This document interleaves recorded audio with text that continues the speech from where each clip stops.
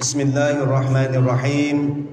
Assalamualaikum warahmatullahi wabarakatuh. Alhamdulillah.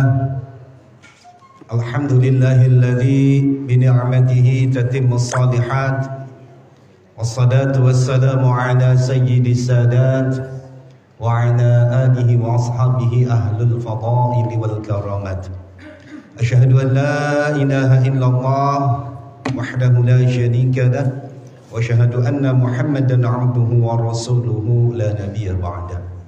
Allahumma salli wa sallim wa barik ala sayyidina Muhammadin wa ala alihi wa ashabihi wa man tabi'ahum bi ihsanin ila yaumiddin. A'udzu billahi minasy syaithanir rajim. Subhanaka la ilma lana illa ma 'allamtana innaka antal alimul hakim.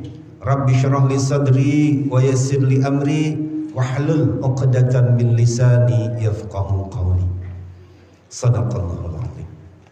Puji dan syukur marilah kita panjatkan kepada Allah Rabbul Ghafur. Alhamdulillah, kesempatan hari ini hari Ahad yang cerah, tanggal 23 Dzulhijjah 1445 Hijriah yang bertepatan dengan tanggal 30 Juni 2024. Allah Subhanahu wa taala masih menakdirkan kepada kita semua untuk sama-sama di sini di masjid kita tercinta, Masjid Al-Iman Bukit Sawangan Indah.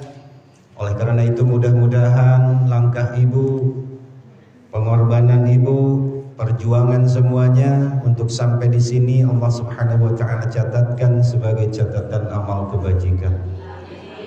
Yang sama-sama kita hormati guru kita semua Bapak Kiai Heri Hasan, juga yang sama-sama kita hormati Ibu Ketua Majelis Ta'lim Al-Umi Ibu Siti Sauda, juga yang sama-sama kita hormati ibu-ibu Ketua Majelis Ta'lim se-BSI, juga yang sangat saya hormati istri saya tercinta, itu istri pertama Bu. Saya punya anak satu dari istri yang pertama Bu. Dan istri saya emang pertama satu-satunya. Juga untuk ibu-ibu, senang sekali rasanya saya bisa berada di sini paling ganteng sendiri Bu. Nggak ada saingannya. Alhamdulillah bisa bersilaturahmi dengan ibu-ibu di Majelis Ta'lim Al-Umi yang hari ini kelihatan 15 tahun lebih muda daripada aslinya. Iya Bu, ibu-ibu itu kalau ngaji kan dandan ya, jadi kelihatan lebih muda dari aslinya. Insya Allah dandannya ibu Allah Subhanahu wa taala gantikan dengan pahala ya Bu. Ini ibu dandan ke masjid itu bukan tanpa dalil Bu, ada dalilnya ya di dalam Al-Quran surah Al-A'raf ayat 31. Ya bani Adam khudhu zinatakum inda kulli masjidin. Wahai anak Adam, ketika mau masuk masjid itu jangan redat-redut itu. Harus rapi, pakai pakaian yang rapi, pakai dandanan yang enak dipandang. Itu, maka mudah-mudahan sekali lagi make upnya ibu yang dipakai pagi hari tadi, apalagi ya, pokoknya semuanya lah sehingga ibu bisa tampil 15 tahun lebih muda daripada usianya.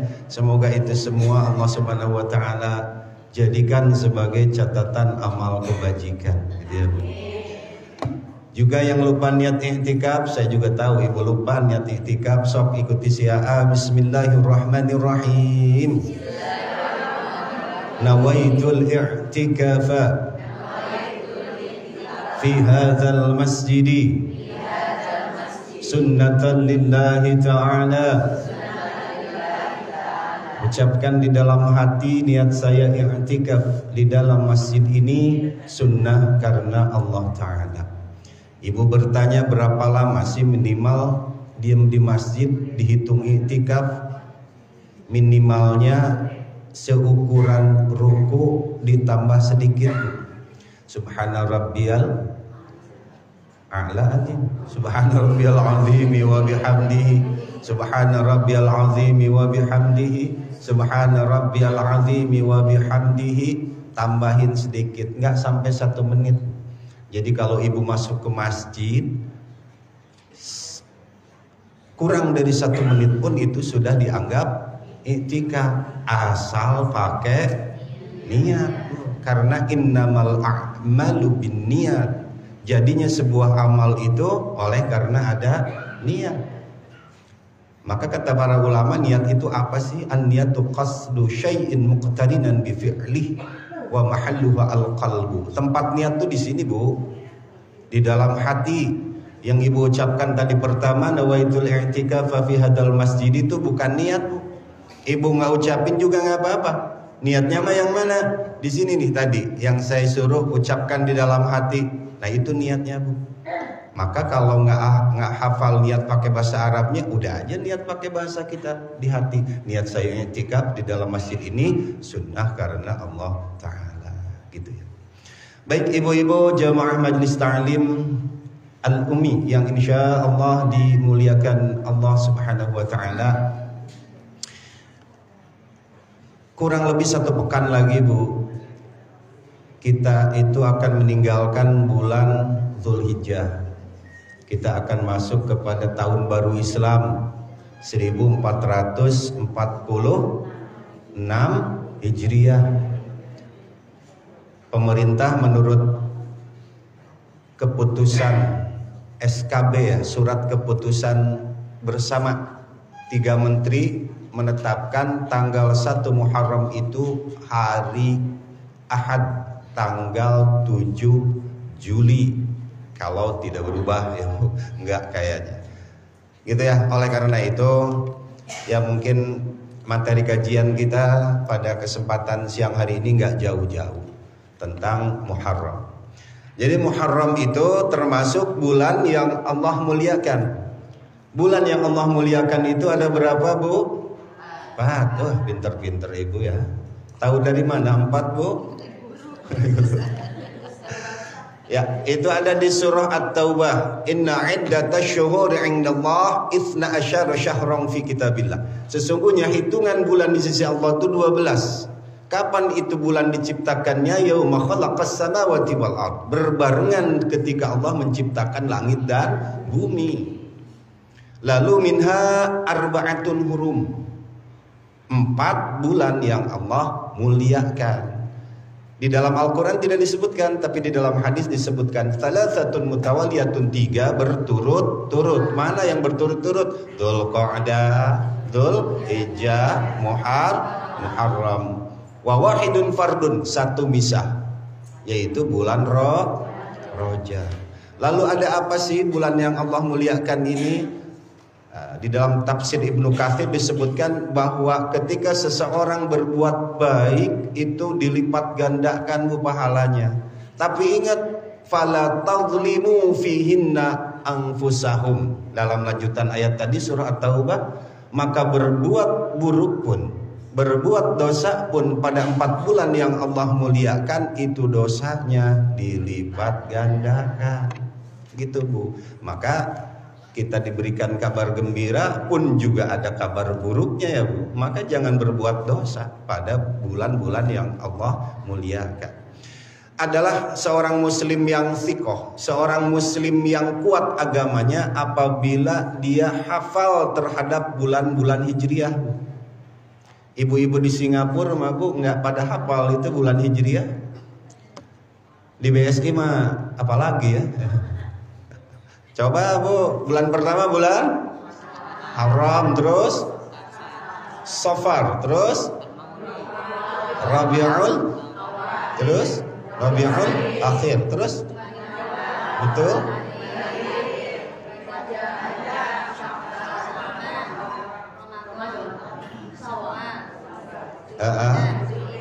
Iya, Dzulqa'dah, Dzulhijjah. Jadi tadi Ramadan bulan ke berapa? Betul, bulan ke-9. Emang begitu ya. Ini harus dihafal nih kita nih.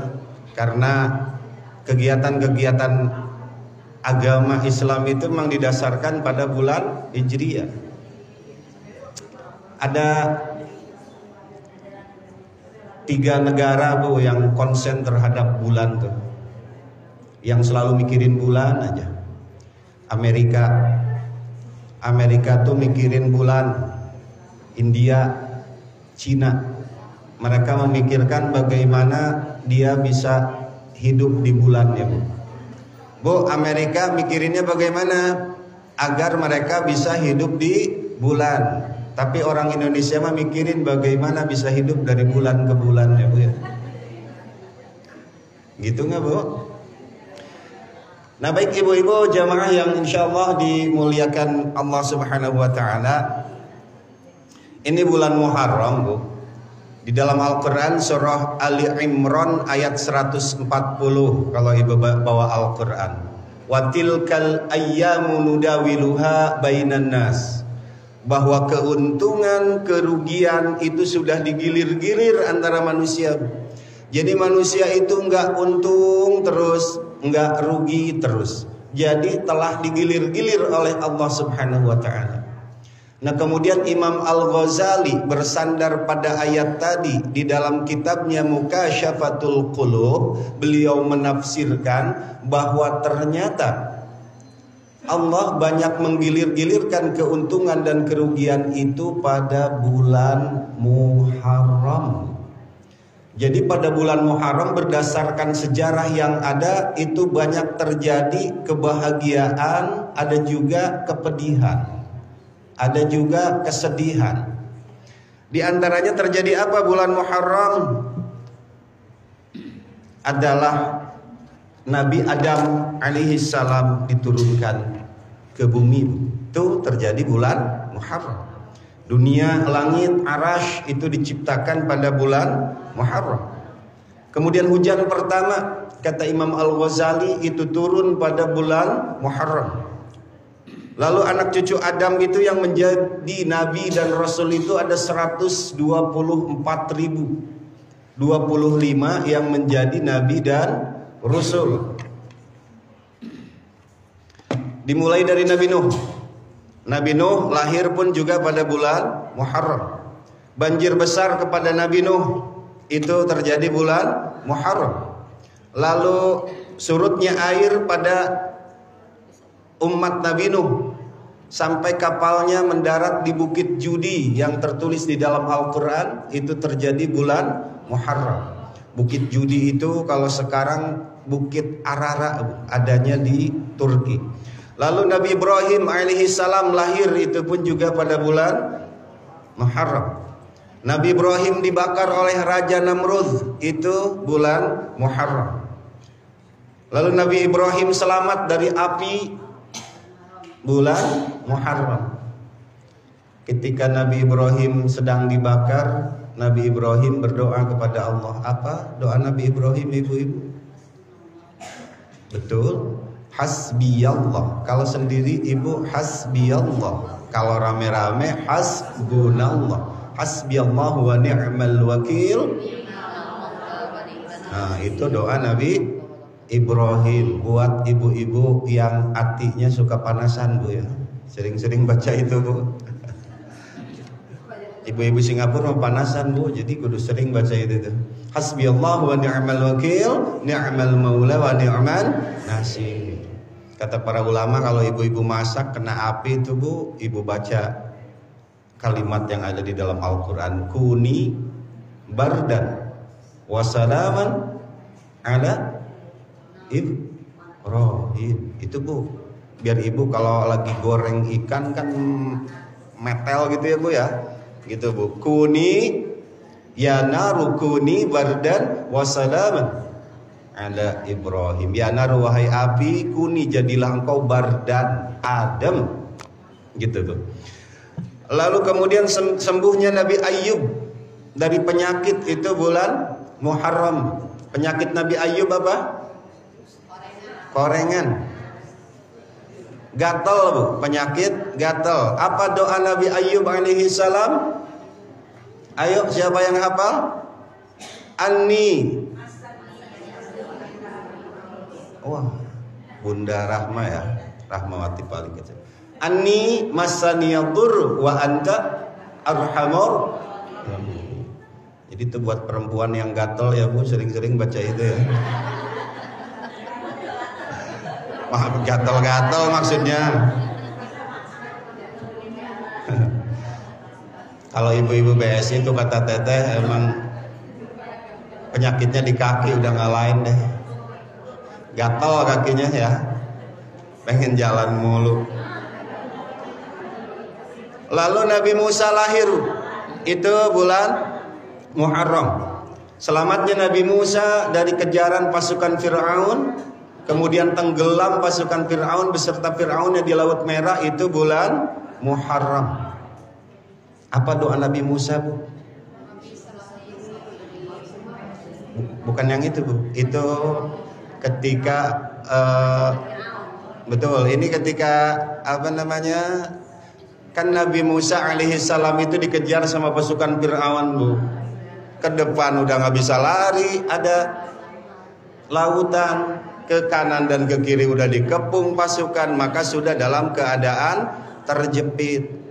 Barulah di situ Nabi Musa meminta inayah namanya, Bu. Ibu suka dengarkan ada hidayah, taufik, inayah. Kalau Syiah bahas sekarang panjang, taufik itu apa, inayah itu apa. Inayah adalah pertolongan yang nggak bisa dilakukan oleh manusia, Bu.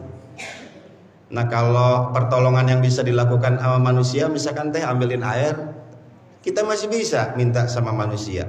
Tapi ketika kita meminta kepada Allah yang gak bisa lagi dilakukan oleh manusia, itu namanya inayah. Nah saat itu Nabi Musa alaihissalam meminta inayah kepada Allah. Apa doanya? Allahumma lakal hamdu wa ilaikal mushtaka wa antal musta'an wa la haula wala quwata illa billahil azim.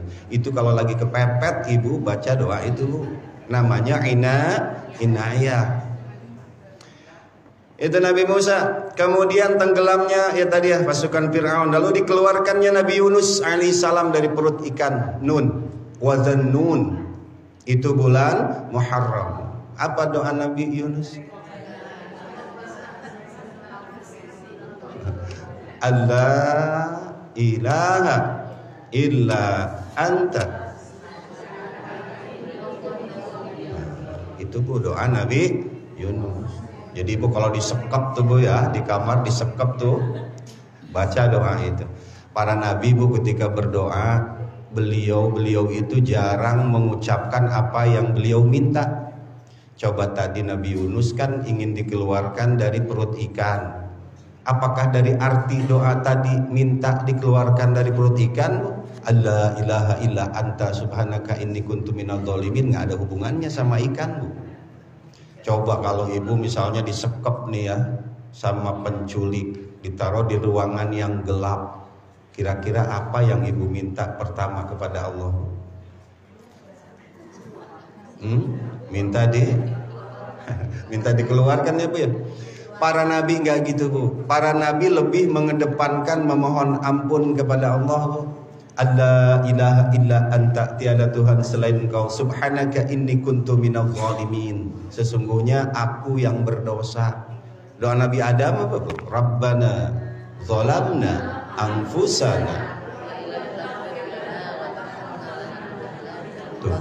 Semua para nabi ketika berdoa Bu lebih mengedepankan memohon ampun. Maka ibu ketika berdoa sebenarnya nggak usah lagi kita mengutarakan semua keinginan harapan kita. Allah Maha Tahu, perbanyak saja istighfarnya yang benar. Itu bukan dalam beberapa keterangan bahwa istighfar itu mengundang rezeki. Istighfar itu mendatangkan rezeki yang malam yahtasib, nggak disangka-sangka. Maka perbanyak Bu istighfar, memohon ampun kepada Allah. Ini mah kita kalau minta jarang kita meminta ampun dulu kepada Allah. Lanjut, Nabi Isa alaihissalam itu lahir bulan Muharram. Katanya bulan Desember menurut sahabat kita. Sekarang banyak ahli sejarah, silahkan dilihat ke belakang. Lalu kemudian Nabi Muhammad SAW lahir bulan Rabiul Awal, bukan Muharram Nabi lahirnya, tapi bulan bukan bulan Muharram Nabi lahirnya bulan Rabiul Awal. Tapi memang begitu Bu, karena Muharram ini sudah Allah takdirkan kebanyakan peristiwa-peristiwa penting yang manis, yang pahit kebanyakan terjadi pada bulan Muharram. Akhirnya Nabi pun juga kebagian kejadian penting bulan Muharram, yaitu hijrah Nabi dari Makkah ke Madinah. Kalau nabinya sendiri hijrah itu malam 27 Safar sampai di Yasrib dulu, yang sekarang Madinah, itu tanggal 12 Rabiul Awal. Tapi para sahabat yang lain hijrah ke Madinah itu bulan Muharram. Maka ketika pemerintahan Umar bin Khattab, Muharram dijadikan awal tahun Hijriah.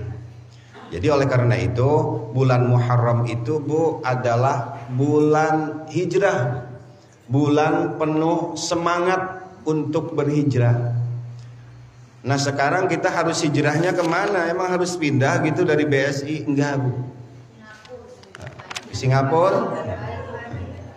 Kita hijrahnya bukan secara tempat Bu, tapi mari nih sepekan lagi ya kita akan masuk ke bulan Muharram. Mari semangat hijrah yang tadinya tidak baik kepada yang lebih baik, yang tadinya malas hijrah ke rajin gitu Bu. Baik ibu-ibu jemaah yang insyaallah dimuliakan Allah Subhanahu wa taala. Nah hari ini saya hanya akan meneruskan waktu khutbah kemarin ya. Siapa sih yang khutbah kemarin Idul Adha ya di lapangan? Nah saya mau nerusin itu. Itu kan materinya kemarin ada 2 sifat Bu. Ada 2 sifat. Ini sifat diciptakan ketika Allah menciptakan manusia nih. Sifat buruk, sifat bawaan kita. Apa sifat itu? Di dalam Al-Quran Ibu kalau bawa Al-Qurannya Al-Ma'arij ayat 19 sampai 35. Innal insana khuliqa halu'a. Sesungguhnya manusia itu diciptakan suka mengeluh dan kikir. Idza massahu syarru jazu'a. Ketika ditimpakan keburukan sedikit aja Bu, sedikit Bu, tibang gatal doang, jazu'a, dia mengeluh. Wa idza massahul khairu manu'a, tetapi ketika dia diberikan kebaikan berupa harta, manu'a, dia kikir, pelit. Nah ini Bu, 2 penyakit ini kemarin kan baru 2 obatnya. Ada 8 obatnya Bu untuk menyembuhkan 2 penyakit ini. Dalilnya di dalam Al-Quran surah Al-Ma'arij ayat 19 sampai 35. Mudah-mudahan kebahas semuanya sampai jam 2 Bu ya. Nah sebelum kita lanjutkan, yang pertama tadi ngeluh. Apa sih ngeluh? Ngeluh itu adalah sebagai bentuk rasa tidak bersyukur kepada Allah. Sekali lagi, ngeluh adalah sebagai bentuk rasa tidak bersyukur kepada Allah. Dan tidak bersyukur kepada Allah itu adalah sebuah sifat yang sangat Allah benci. Wala in kafartum inna adzabi. Kalau kalian ingkar, kalau kalian tidak mau bersyukur, maka azabku sangat pedih. Ngeluh boleh saja Bu, kalau kita memang tujuannya untuk mencari solusi dan meminta nasihat kepada orang lain. Tetapi kata ahli kejiwaan, kalau hal yang kecil saja dikeluhkan Bu, misalkan hilang tutup odol di WC, ngeluh. Itu ibu-ibu Singapura suka gitu, sampai anaknya di omel-omelin. Hilang apalagi yang kecil ya. Ya pokoknya hal-hal yang kecil aja dia ngeluh gitu. Ketemu temen, susah bener. Ngeluh aja. Nah itu orang kalau ngeluh mulu Bu, maka satu, jiwanya akan selalu tertekan. Kemudian yang kedua, akan sering protes. Jiwa tertekan dan sering protes. Lalu lama kelamaan Bu, itu orang wajib, kata ahli kejiwaan, ini bukan kata saya, wajib dicurigai memiliki kelainan kejiwaan. Itu awalnya dari ngeluh. Nah maka oleh karena itu nih, penyakit ngeluh kalau dibiarin ini akan menjadi penyakit yang sangat merugikan. Nah maka oleh karena itu sekali lagi, ini ada 8 obatnya yang tertulis di dalam Al-Quran agar kita nggak ngeluh. Lalu kebalikan dari ngeluh adalah syukur. Syukur itu apa? Syukur adalah puas hati atas apa yang Allah Subhanahu wa taala berikan kepada kita. Suatu ketika zaman Nabi Musa alaihi salam, Nabi Musa itu kan berdua ya dengan Nabi Harun. Pintar ya Bu ya. Nabi Musa itu bicaranya cadel Bu. Jadi bicaranya tuh kurang jelas. Maka Nabi Musa meminta kepada Allah, ya Allah jadikan Nabi Harun sebagai pendampingku. Jadi pembicaranya Bu, juru bicaranya adalah Nabi Harun. Nah suatu ketika Nabi Musa alaihissalam kedatangan seorang tamu. Tamu itu dengan memakai pakaian yang compang-camping, kemudian badannya udah kurus kering. Lalu kemudian tamu itu berbicara kepada Nabi Musa alaihissalam, wahai Nabi Allah Musa, tolong sampaikan permintaanku kepada Allah dan tolong berikan aku sebuah cara. Aku sudah bosan dengan kemiskinan, aku sudah bosan dengan penderitaan, maka berilah aku satu cara agar aku bisa keluar dari kemiskinan ini. Lalu kata Nabi Musa alaihissalam, kata beliau, bersyukurlah. Apa Bu? Bersyukurlah. Lalu kata seorang miskin itu, wahai Nabi Allah Musa, apa yang harus aku syukurkan? Pakaian hanya satu, makan pun juga jarang-jarang, tempat tinggal nggak punya. Lalu apa yang harus aku syukurkan kepada Allah? Kata orang miskin itu. Lalu kemudian Nabi Musa alaihissalam tersenyum Bu mendengar itu. Lalu beliau berkata, engkau masih punya mata untuk melihat, punya kuping masih terang untuk mendengar, punya kaki masih bisa untuk melangkah, tangan masih bisa untuk menggenggam, maka syukuri itu. Lalu kemudian dengan kesal si orang miskin itu pergi Bu dari Nabi Musa. Sama kayak ibu-ibu di BSI sampai sekarang nih, dari pagi tadi sampai duduk di musola di masjid ini, ibu nggak sadar punya mata ya Bu ya. Nggak sadar punya tangan. Kita sadar punya mata kalau udah kecolok, baru deh kita sadar oh iya punya mata ya. Tangan sadar punya tangan kalau kita udah kecepet pintu tuh tadi tuh ya. Kita sadar punya jempol kaki kalau kita udah cantengan ya, baru sadar.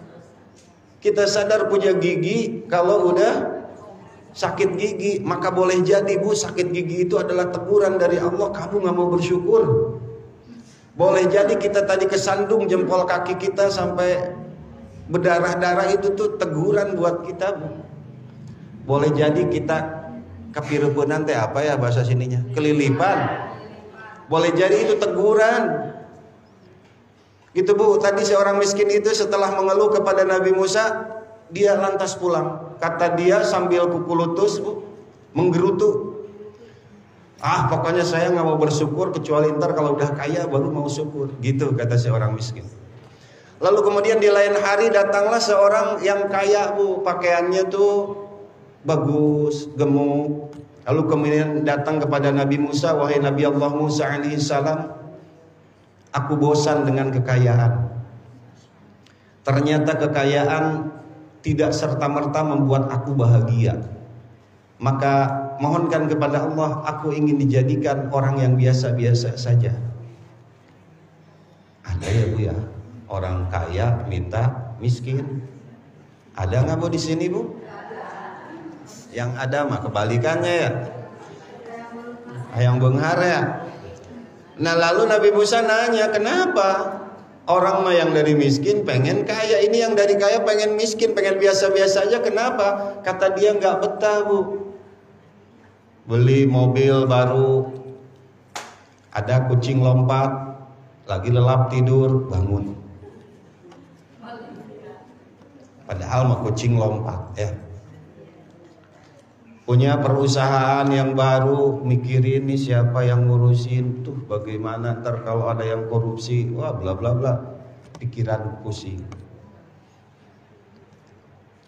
Saya waktu itu sama Teteh pergi ke mie ayam apa yang di Kahuripan teh, Pak? Gede Rasa. Ya, Ibu pernah ke sana ya, Bu ya? Sering ibu-ibu memain ke sana. Saya bawa motor Mio, Bu. Yang jelek butut. Saya makan di sana, parkir bebas aja parkir, lalu makan enak aja makan, nggak inget motor tuh, Bu. Enak aja makan. Suatu ketika saya dipinjamkan motor Nmax, Bu, baru oleh adik. Pengen dong saya pakai gitu ya. Saya pakai kembali ke Gede Rasa. Saya parkir nyari yang kira-kira kelihatan ntar kalau kita makan ya. Kita kunci, udah jalan 5 langkah dari motor itu, kita lihat lagi, takut. Bukan takut hilang, takut belum bener ngoncinya gitu. Terus bawa gembok yang panjang itu ya, kena ban. Saya makan sama Teteh itu mie ayam. Mulut mah makan bener, Bu, tapi hati mah inget aja ke motor. Jadi nggak enak, Bu, geninganan. Sama aja kayak ibu-ibu nih lagi ngaji yang tadi beli sendal baru ditaruh di luar, ingat mulu kan sekarang ya. Aduh, mana naruhnya di pojokan ya, ntar hilang itu, Bu. Jadi kata beliau ini nggak serta-merta fasilitas nikmat dan harta itu membuat kaya, membuat senang gitu. Maka kata dia nih pengen biasa-biasa saja. Lalu apa kata Nabi Musa alaihissalam? Mengeluhlah katanya. Apa, Bu, kalau hidup pengen miskin apa? Mengeluhlah. Ngeluh katanya. Lalu seorang kaya ini bilang, wahai Nabi Allah Musa, apa yang aku keluhkan? Aku masih punya mata untuk melihat.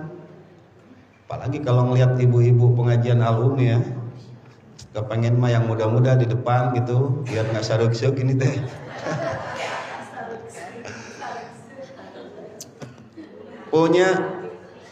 Saya masih punya kaki untuk melangkah, punya tangan untuk menggenggam. Apa ya Nabi Allah Musa yang aku keluhkan? Aku gak bisa mengeluh.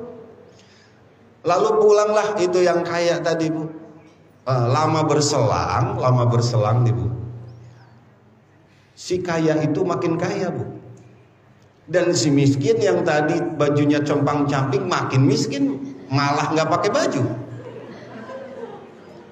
Kenapa? Karena tadi si miskin hanya keluhan aja yang keluar dari mulutnya. Sampai tutup botol odol hilang aja ngeluh. Tapi si kaya malah semakin kaya karena nggak bisa mengeluh. Ya apa yang mau dikeluhkan? Barangkali bisa mengerti ya begitu ya, Bu ya. Nah itu syukur, Bu. Terus kan gampang katanya syukur. Ternyata, Bu, syukur itu adalah ibadah. Syukur itu ibadah yang mempunyai rukun dan syarat. Allah sebut 2 kali loh, Bu, di dalam Al-Quran. Wa qalilum min ibadiyasy syakur, 1. Hanya sedikit yang bisa bersyukur.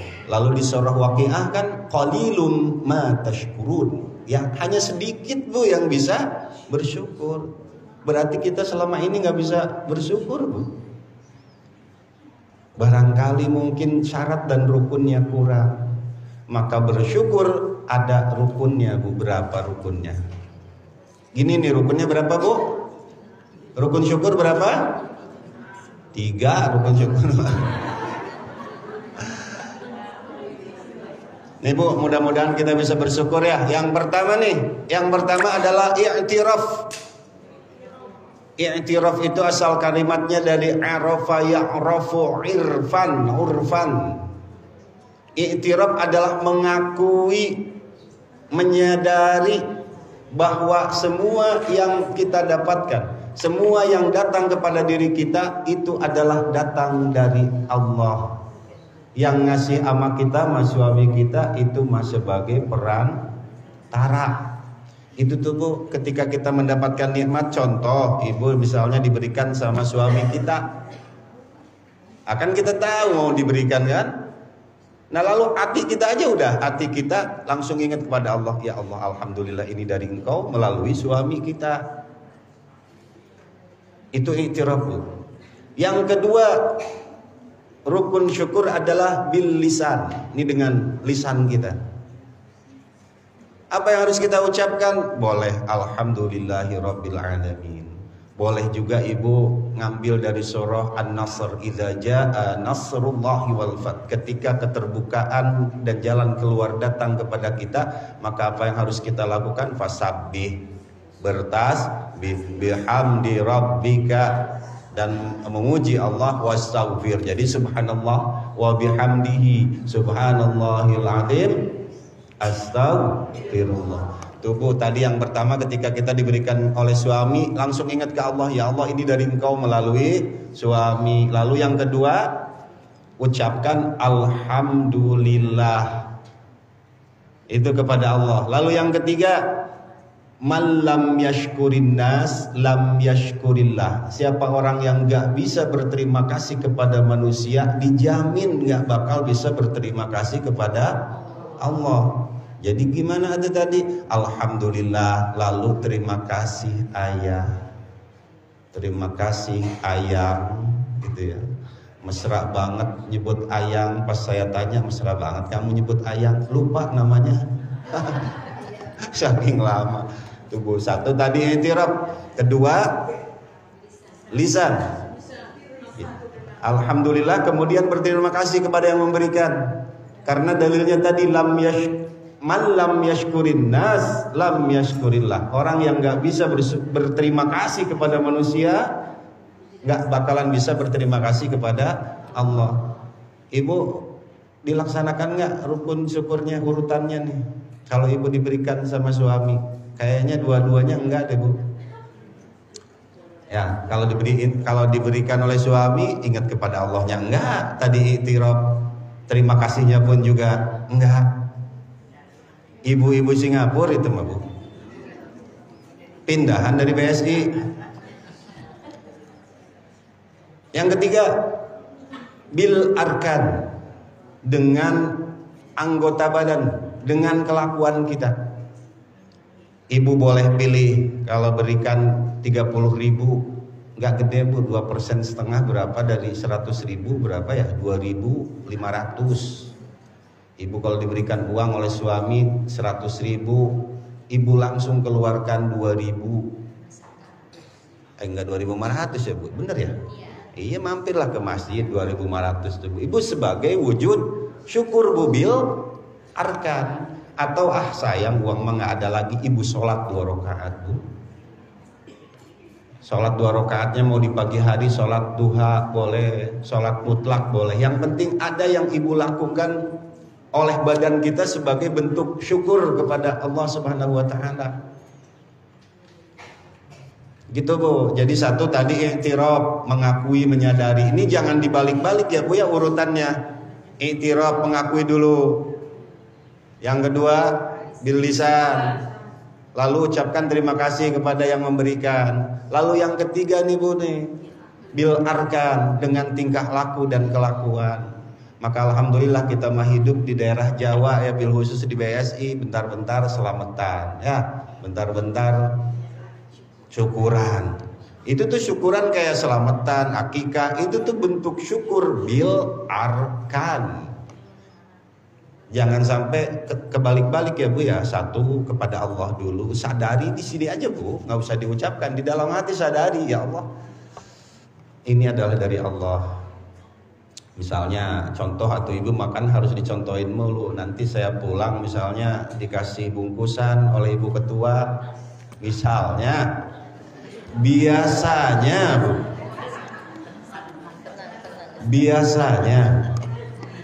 kalau nggak biasa ya biasain. Benar Bu, kata para ulama itu tarkul adat adawah. Meninggalkan adat dan tata krama adalah kecelakaan. Waktu itu saya disuruh jadi komandan tahlil Bu. Biasanya kan suka ada bungkusan gitu ya, pulang ke rumah ini beneran enggak? Saya ditanya sama teteh, dari mana? Habis tahlilan, lah mana berkatnya? Bohong kalian nih, habis dari mana? Aduh, saya berantem sama istri.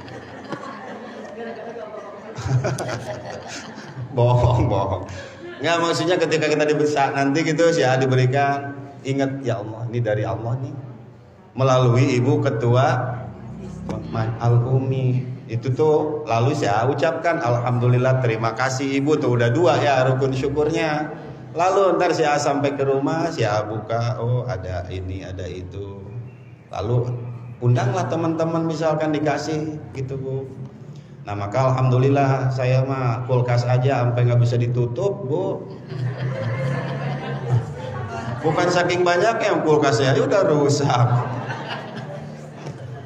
Tuh Bu, insya Allah benar rukun syukur. Makanya Allah katakan kan, jelaskan di 2 ayat itu tadi, wa qalilun min ibadiyah syukur. Hanya sedikit Bu yang mampu bersyukur. Berarti kita kekurangan rukun tuh Bu. Rukun syukur tadi i'tiraf. Kedua, bil. 3, lupa nggak sampai ke rumah ini? Ya. Gitu, teh desinya itu teh ya jadi pangling, kalau dari sini mah.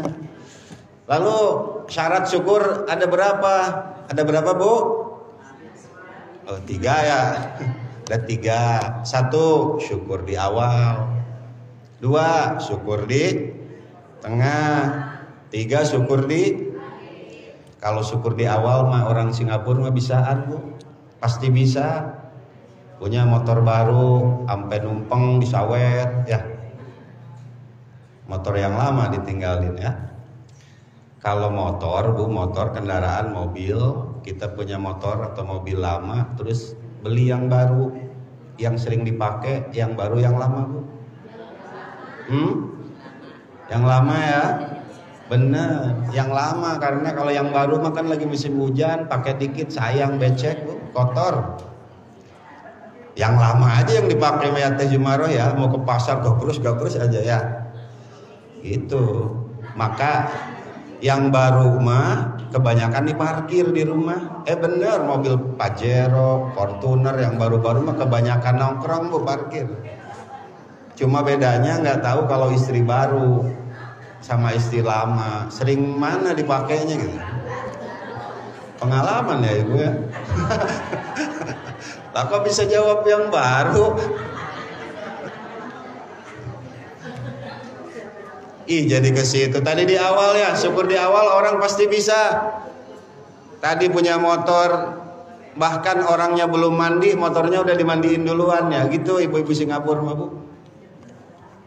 BSI mah apalagi ya. Orangnya belum mandi, motornya udah mandi. Itu sebagai bentuk syukur Bu. Lalu di tengah ini syukurnya bagaimana? Ya jangan sampai mau mandiin motor itu di awal saja. Di tengah itu lebih kepada perawatan. Perawatan kalau dalam rumah tangga nih masa-masa krusial Bu, paling susah kalau udah rumah tangga 20 tahun ke sini Bu, masa-masa perawatan. Maka seperti senam pagi, olahraga itu adalah sebagai bentuk syukur Bu. Di tengah itu perawatan agar supaya badan kita itu tetap sehat Bu. Kalau mobil ya olinya diperhatikan ya. Kalau uang syukur di tengah itu bagaimana? Kalau kita diberikan uang oleh suami, dibelikan, dialokasikan kepada hal-hal yang penting, bukan kepada hal-hal yang kurang penting. Itu di tengah Bu. Lalu di akhir tetap bersyukur. Bukan kita mengingat hilangnya, tapi kita ingat datangnya Bu. Jangan sampai misalkan di akhir lah nyesal uang habis gara-gara beli ini beli itu kan ya, suka begitu. Nah maka kalau kita melewati fase yang kedua Bu, syukur yang kedua di tengah dialokasikan kepada hal yang benar, insya Allah di akhir nggak akan ada nyesel. Itu Bu. Balik lagi, ini yang diteranginya juga masih jauh ya. Tadi rukun syukur ada 3, 1 i'tiraf, 2 bil lisan, 3 bil arkan. Syarat syukur ada 3, di awal, di akhir. Itu syukur. Nah kemudian penyakit yang kedua adalah kikir. Tadi penyakit kedua adalah kikir. Agak sedikit beda antara pelit dengan kikir. Kalau kikir dalam bahasa Arab adalah asyuhu. Artinya orang yang benar-benar enggak mau, enggan mengeluarkan zakat dan sodakoh, enggak mau aja udah. Itu namanya kikir. Tapi kalau pelit Bu, pelit beda. Pelit itu dia berat hati ketika hartanya disodakohkan, berat hati ketika bayar uang anak ngaji di musola. Aduh, ngambek tuh jid musola. Iya, 20.000 tibang sebulan susah bener. Tapi kalau untuk hal-hal yang bukan, nggak ada kaitannya dengan ibadah, dia royal. Misalnya, cari we ku ibu contohnya. Saya mah nggak mau nyebutin, cari aja sendiri contohnya. Pokoknya pelit mah Bu, untuk hal-hal yang berbau ibadah dia enggan mengeluarkan. Bahkan ketika ngaji, tadi ada ibu-ibu tuh ngaji ke Al-Umi, pas duduk dia lihat bawa uang 100.000. Dia balik dulu ke rumah Bu. Bilang ke temannya, mau kemana? Pengen pipis katanya. Hukum mau nukerin uang ya. Kalau ke Tanah Abang bawa 100.000, dikit amat. Ke pengajian mah itu Bu pelit Bu. Sekali lagi pelit adalah berat hati untuk mengeluarkan kepada hal-hal yang berbau ibadah. Bayar guru TK, ikro gitu ya, sodako, ngaji itu berat. Tapi selain yang gak ada kaitannya dengan ibadah, itu royal Bu. Bahkan berbondong-bondong menyumbang gitu, dengan jumlah yang fantastis. Itu pelit. Ada yang begini, yang begitu di sini Bu, banyak. Biasanya di Singapura yang begitu deh Bu. Jangan-jangan orang Singapura udah pada pindah ke sini Bu. Gitu.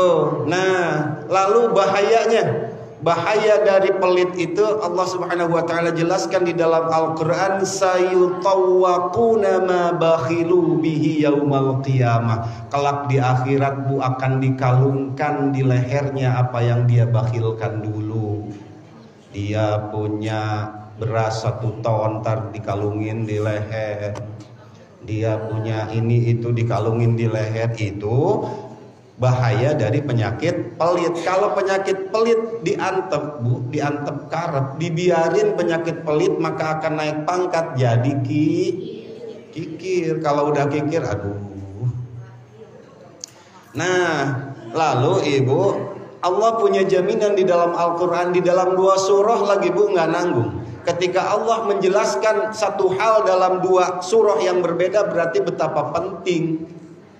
Satu di dalam surah Al-Hasyr, satu di dalam At-Taghabun. Insya Allah ibu-ibu sini tahu. Wa mayyuqa syuhha nafsihi faulaika humul muflihun. Siapa orang yang mampu membersihkan jiwanya Bu dari penyakit tadi tuh, kekikiran sama ngeluh, faulaika humul muflihun, maka hidupnya akan selalu beruntung. Maka nih bulan Muharram ini semangat kita adalah bagaimana caranya kita menyembuhkan, kita memperbaiki sikap buruk kita dari ngeluh dan kikir. Nah, likulli da'in dawaun. Setiap ada penyakit pasti itu ada obatnya. Nah lalu apa obatnya? Lihat di Al-Quran surah Al-Ma'arij. Tadi kan 19, 20, 21. Ayat ke-21-nya, ke-22. Illal musallin. Yang gak akan ngeluh dan kikir itu adalah orang yang sholat. Orang yang sholat. Tapi sholatnya yang mana? Alladzina hum ala sholatihim daimun. Orang yang sholatnya itu daim. Daim itu di dalam tafsir Ibnu Katsir, Bu, daim adalah seperti air yang tidak beriak, tidak mengalir, tidak berombak, tenang itu air. Itu berarti orang yang sholat, yang bisa sholat dengan tenang, khusyuk, tumanina, insya Allah itu akan mengobati penyakit ngeluh dan kikir. Lalu kita tanya kepada diri kita mah sholat itu kayak proklamasi ya, dilaksanakan dengan tempo yang sesingkat-singkatnya, dilaksanakan pada ujung waktunya. Ya bagaimana mau bisa mengobati ngeluh? Terkadang kita suka, ini Bu di Singapura ya Bu ya. Ibu-ibu di sana itu kalau sholat zuhur nih nanti nih Bu di rumah itu suka lupa rakaat Bu. Di Singapura. Di sini gitu nggak Bu? Kebanyakan. Seorang pujangga mengatakan Bu, kata dia, adalah keadaan paling hina untukku ketika aku sholat lupa rakaat. Keadaan yang paling hina. Dan ibu mesti tahu Bu, ini kemarin waktu taklim hari Rabu ya Umi ya. Mana Umi Tuti teh? Oh ya di belakang ya. Ini materi taklim Rabu kemarin ibu, ketika ibu sholat itu haram ibu membatalkan sholat. Ibu-ibu Singapura kan kalau ragu udah balik lagi sholatnya gitu. Di sini gitu nggak Bu? Jadi kalau sholat ragu misalkan kita 3 atau 4 rakaat, banyak yang membatalkan sholat itu haram Bu hukumnya. Kenapa? Logikanya udah Allah tulis pahalanya. Kita batalin walaupun memang kita inginnya kan yang lebih baik. Maka apa yang harus kita lakukan di sini perlu ilmu Bu. Jadi sholat itu bukan seperti apa yang kita lihat gampang ruku sujud gitu ya. Tetapi sholat harus ada ilmunya, wa ya'lamu bi fardiyatihi, harus tahu tentang keilmuan sholat Bu. Di dalam sholat itu ada sunnah ab'ad, ada sunnah hayat, ada rukun fi'li, ada rukun qauli. Ibu kalau lupa rakaat 3 atau 4 kata para ulama, ibu harus yakinkan kepada yang lebih sedikit. Berapa? 3. Lalu di akhir pakai sujud sahwi sebelum salam. Bacaan sujud sahwi, subhanalladzi la yanamu wa la yashu 3 kali. Bangun, duduk di antara 2 sujud, Rabbighfirli warhamni wajburni, dan selanjutnya sujud lagi, subhanalladzi la yanamu wa la yashu. Lalu setelah itu salam. Sujud sahwi hanya bisa menggantikan sunnah ab'ad, tidak bisa menggantikan rukun yang kita tinggalkan, rukun fi'liyah dan rukun qauliyah. Misalnya ibu dasar otak lagi baluweng, lagi banyak pikiran, ibu sholat Allahu Akbar, lagi diri, ibu lupa ruku, langsung sujud. Nah tuh apa yang harus kita lakukan Bu? Gini atuh, ya contohkannya punya, ibu sholat Allahu Akbar, pikiran kemana-mana ya. Terus setelah itu sujud aja, lupa ruku dan i'tidal. Berarti yang kelewat itu apa Bu? Ruku dan i'tidal ya, itu kelewat ya. Nah terus apa yang harus kita lakukan? Kita hitung ingatnya di mana? Kalau ingatnya sebelum masuk kepada rukun yang kita tinggalkan tadi, Bu, maka di situ mengkodok kita. Contoh, misalkan tadi kita kan ketinggalan ruku dan i'tidal. Kita ingat misalkan pas lagi duduk di antara dua sujud, ya Allah tadi nggak ruku. Maka di sini ibu naik lagi. Gini, lalu ibu ruku. Sami Allah liman hamidah, lalu tidak. Setelah itu rukun terakhir tadi apa, Bu? Duduk di antara dua sujud. Lalu sujud yang kedua. Setelah itu ibu naik lagi. Itu sempurna rakaatnya. Tapi ketika ibu misalkan ingatnya sudah, nah tadi kan udah sujud yang kedua ya, ibu naik, kemudian baca Fatihah, surah, ibu ruku lagi. Berarti kan sudah sampai pada rukun yang sama, ya, pada rakaat yang kedua. Paham ibu ya? Rukun yang sama pada rakaat yang kedua. Maka rakaat yang tadi, Bu, itu dianggap batal. Dianggap nggak ada, Bu. Jadi rakaat yang kedua ini dianggap rakaat pertama. Jadi nanti pada rakaat kedua tahiyat. Karena rakaat yang tadi kekurangan rukunnya, ruku dan i'tidal. Ini mah ibu-ibu Singapura, Bu, yang suka begini. Nah, mudah-mudahan enggak. Atau enggak misalkan lupa Fatihah. Misalkan nih lupa Fatihah ya, dasar emang kan begitu. Antaqulu ma la taf'alun, kita mau berbicara, hati mah kemana? Allahu akbar kabiran gitu kan? Langsung surah lupa Fatihah. Sama, Bu, ingatnya ibu di mana? Ingatnya misalnya ibu lagi duduk tadi di antara dua sujud misalnya gitu ya. Ingat, karena Fatihah itu wajib berdiri, Bu. Baca Fatihah itu wajib berdiri bagi yang mampu, maka ibu diri lagi. Baca Fatihahnya ganti. Paham ya, Bu ya? Ganti. Kalau kita belum sampai kepada rukun yang sama. Tapi misalnya kita ingatnya pada rakaat yang kedua, pada surah Fatihah lagi, itu berarti rukun yang rakaat yang pertama gagal. Gitu. Ya. Terus bagaimana kalau ingatnya udah selesai? Sholat kita udah selesai baru ingat, ya Allah tadi nggak baca Fatihah. Ibu naik lagi satu rakaat. Bikin satu rakaat sholat, niatnya gimana? Dalam hati aja, ya Allah, niat saya sholat menggantikan yang tadi satu rakaat. Allah Maha tahu. Gantikan. Gitu. Jadi cara mengganti yang wajib dengan yang sunnah abad itu beda caranya. Kalau yang sunnah abad itu kan seperti misalkan ketinggalan tahiyat awal. Tahiyat awal, Bu, itu bukan wajib dalam sholat, adalah sunnah abad. Ibu tinggalkan tidak mengapa, kata Nabi. Kalau misalkan kita lupa nih, Bu, kita berdirinya belum tegak, kayak masih gini nih, belum tegak gini ya. Misalkan lupa, biasanya ibu-ibu Singapura suka lupa tahiyat awal. Pas begitu begini tuh, ingat tadi nggak tahiyat, maka ibu balik lagi di sini tahiyat awal. Tapi ketika kita misalkan udah tegak berdiri, bahkan udah baca lagi Bismillahirrahmanirrahim mau surah Fatihah, nah maka nggak usah tahiyat awal, Bu. Nanti di akhir pakai sujud sahwi gitu, Bu, ya. Ini kan masalah tata cara ibadah memang pelik, Bu.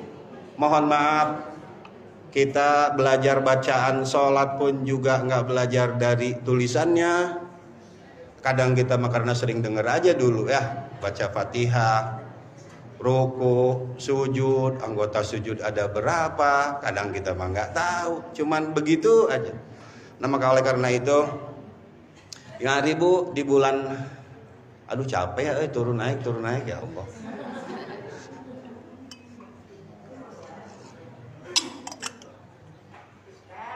Ya,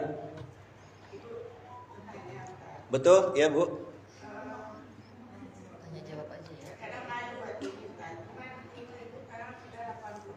Betul. Ya.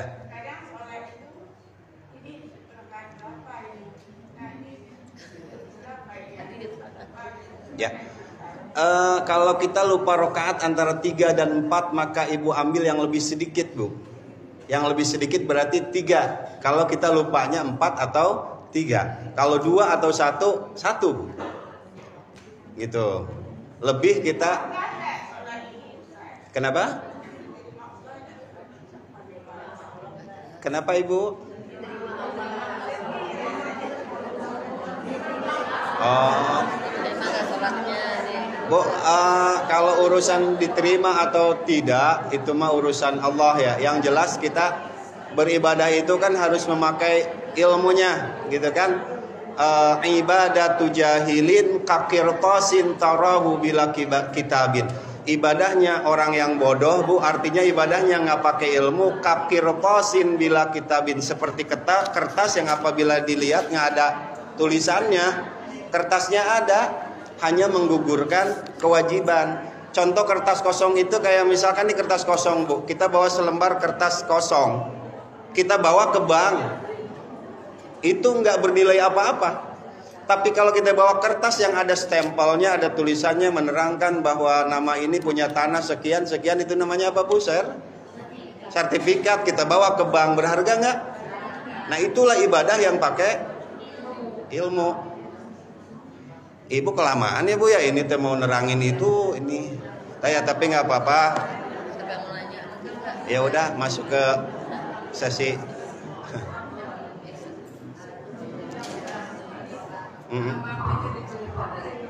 Iya, Bu. Ya. Oh ya. Kalau lupa ya wajib diganti, Bu. Iya, kalau lupa. Ya, kalau sekali lagi kalau kita membatalkan haram, tapi kalau lupa ya diulang. Diulangnya adalah tadi, misalkan kita ingatnya di mana? Kalau belum sampai kepada rukun yang sama pada rakaat berikutnya, maka disitulah kita mengulang. Tapi kalau udah sampai pada rukun yang sama, itu rakaat yang tadi hilang ya, Bu. Ibu bisa dipahami, Bu? Gitu ya. Maka kata para ulama, Bu, kata Imam Al-Ghazali di dalam kitab Fathul Mu'in, Bu, dan beberapa ulama yang lain, minimalnya sholat itu 3 tempat, Bu, yang harus kita ingat Allah. 1, ketika takbiratul, Bu, takbiratul ihram itu harus kumpul 3 syarat. Fi'li, kerjaan nih, qauli, ucap, sama ini nih, hati. Fi'li, qauli, qalbi, kerjaan nih, ucapan dan hati. Maka bermadhab Imam Syafi'i ketika kita ngangkat Allah dalam hati, dalam mulut, lalu dalam hatinya niat saya sholat zuhur 4 rakaat bla bla bla, bar. 1 itu, Bu. Dan yang kedua di dalam Fathul Mu'in juga disebutkan kita ngucapin takbir, Bu, takbir intikal. Ibu tahu takbir intikal? Takbir intikal itu Allahu Akbar antara satu rukun ke rukun yang lain. Itu namanya intikal. Nah, itu tuh Ibu harus sinkron antara mulut dan gerakan kayak gini. Aduh, ya praktek lagi ini mah. Misalkan Allahu Akbar gitu. Jangan sampai Allahu Akbar mulutnya udah bar, tangannya masih di sini ya. Allahu Akbar. Allahu Akbar. Sami Allahu liman hamidah gitu, Bu. Jadi setiap kita berhenti mulut, maka gerakan pun juga berhenti. Itu yang pertama takbiratul ihram. Kemudian yang kedua udah 11:30 adalah pada surah Al-Fatihah, minimalnya pada iyyaka na'budu wa iyyaka nasta'in. Ibu ingat tuh, Ibu lagi sholat, minimalnya di situ, Bu. Ketiga yang terakhir kalau tadi niat aja nggak ingat, kemudian Fatihah juga nggak ingat, minimalnya pada tahiyat akhir, pada kalimat assalamu alaika ayyuhan nabiyyu warahmatullahi wabarakatuh. Minimalnya 3 tuh, Bu. Jangan sampai dari awal sampai akhir nggak inget banget, blas gitu.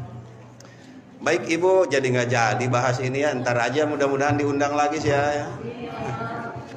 Barangkali ada yang mau nanya lagi nggak?